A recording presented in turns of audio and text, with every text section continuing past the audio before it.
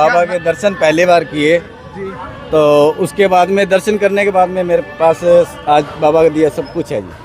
और ये भी बाबा का ही है, मेरा भी तन मन भी जो है ना वो भी बाबा का है। कब से बाबा से जुड़ चुके हो दिल से? मैं 5 सालों से। पहली बार जब दर्शन के लिए गए थे वो समय कैसा था? उस टाइम तो ऐसे लगो कि जैसे दिल में एक रूह सी छू जाती है। तो बाबा के दर्शन किए, जैसे दिल के अंदर रूह होगी, मतलब वो अंदर ही प्रकट। उसके बाद में मैंने तो बाबा के साथ जुड़ गया। नाम क्या जी आपका? क्या नाम है? अमित कुमार।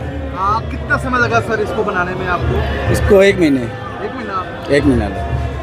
तो बाबा जी की कृपा हुई और बना दिया? बस धीरे धीरे थोड़ा थोड़ा, जैसे मैं काम भी करता हूँ कपड़े की शॉप पे, ब्रजेश क्लॉथ हाउस, और जैसे यहाँ से छुट्टी होती है तो फिर जाके मैं थोड़ा बहुत तैयार करता हूँ। आज पूरे विश्व में, भारत ही नहीं पूरे विश्व में श्याम प्रभु का गुणगान हो रहा है, लेकिन उसके पीछे का जो भाव है वो अभी शायद दुनिया के बड़े बड़े देशों को समझ में नहीं आ रहा। इसलिए भारत के माननीय प्रधानमंत्री ने एक बात बहुत अच्छी की है, और वो सबको शायद ध्यान में नहीं है कि यूएनओ से जो योग को सैंक्शन कराया, ये योग का सैंक्शन होने का मतलब है कि आत्मा का परमात्मा से मिलन को सैंक्शन करना। ये केवल प्राणायाम नहीं है, आसन योग नहीं है, ये कोई एक्सरसाइजेज नहीं है, कपालभाति नहीं है। योग का सीधा सीधा मतलब है the power of self realisation, आत्म साक्षात्कार होना। तो आत्म साक्षात्कार होना ये अभी तो नहीं हुआ है, अभी तो लोग ऐसे ही सांस छोड़ते हैं, करते हैं घचर पचर, लेकिन आस्ता आस्ता जैसे वो छोड़ना शुरू करेंगे, ऐसे मिलना कराए, तो बड़े बड़े देश के राष्ट्रों को ये ध्यान में आएगा कि भाई योग का वास्तव में मतलब क्या है। और योग जो है ये बताता है कि व्यक्ति में फ़र्क नहीं है, आप में मुझ में कोई फ़र्क नहीं है। ये गलत फहमी है, लोगों ने गलत क्रिएट किया है।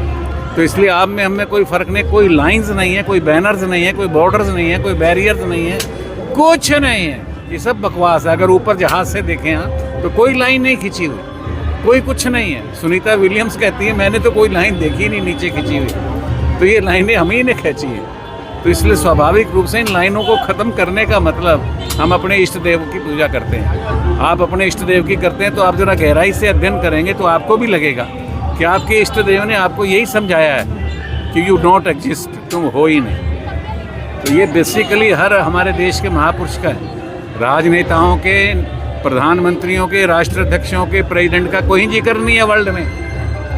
किसी इतिहास में कहीं गुणगान नहीं है। गुणगान है कबीर का, गुणगान है रहीदास का, गुणगान है तुलसीदास का, गुणगान है महर्षि वाल्मीकि का, गुणगान है सोक्रेटिस का, गुणगान है कन्फ्यूशियस का, गुणगान है टॉलस्टॉय का।